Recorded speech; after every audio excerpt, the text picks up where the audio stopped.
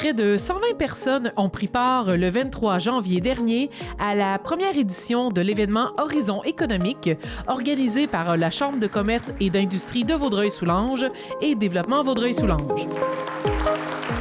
Horizon économique, une journée spéciale, c'est une première pour la Chambre de commerce. Quels sont les objectifs de l'événement?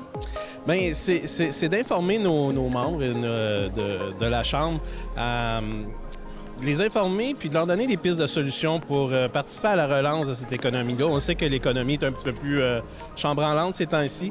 Donc, avoir des pistes de solutions, des idées, puis nous permettre de déployer nos ailes comme région économique importante du Québec. On le voit sur le graphique, les paiements d'intérêts au Canada ont augmenté de 50 au cours des 18 derniers mois. Donc, l'impact de la hausse des taux d'intérêt, c'est là qu'elle est, c'est sur les gens, aussi sur les entreprises. Les enjeux de développement économique sont cruciaux et je suis confiant que l'événement d'aujourd'hui permettra de nourrir vos décisions d'affaires afin de contribuer à votre croissance et au dynamisme du territoire. On ne le répétera jamais assez, le 74 pour 75 du corridor de commerce des échanges commerciaux du Québec passe dans Vaudreuil-Soulanges. Dans la présentation de plusieurs personnes qui sont venues sur scène, on parle de la position stratégique de Vaudreuil-Soulanges, point de vue économique, mais à d'autres niveaux. Parlez-moi un peu des invités qui vont venir au cours de la journée. Bien, en fait, on a pris une belle brochette d'invités, je pense, pour couvrir suffisamment de sujets pour intéresser tout le monde, mais toujours sous une même thématique. Alors, on est toujours économie, développement régional, vraiment pour que nos entrepreneurs locaux viennent en apprendre davantage, puis repartent un peu comme Serge disait, avec de nouvelles idées, pour pouvoir relancer l'économie.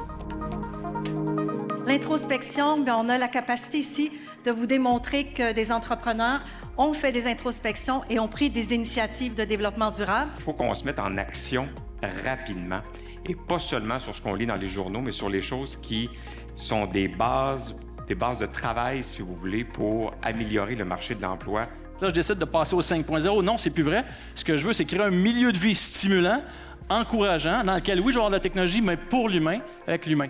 Fait que faire ce changement-là force un changement de valeur, un changement culturel obligatoire. Donc, ça me fait plaisir de joindre à vous et de présenter la fierté qu'on a à bâtir et on l'attendait énormément dans la région. Sous vos yeux se construit un hôpital qui comptera 404 lits. Une belle brochette, des grands noms. Monsieur Pierre Fitzgibbon, c'est quand même un bon coup pour la Chambre de commerce? Oui, c'est un très bon coup. Les ministres de l'économie, c'est notre journée porte sur l'économie, donc je pense que c'était tout de go qu'il soit là. L'objectif, c'est de rendre tout le secteur de la production et distribution d'énergie plus flexible et de faire d'Hydro-Québec un outil de création de richesse encore plus puissant qu'il l'est aujourd'hui. Je dis souvent, le développement énergétique sera le créateur de richesse au cours des prochaines années.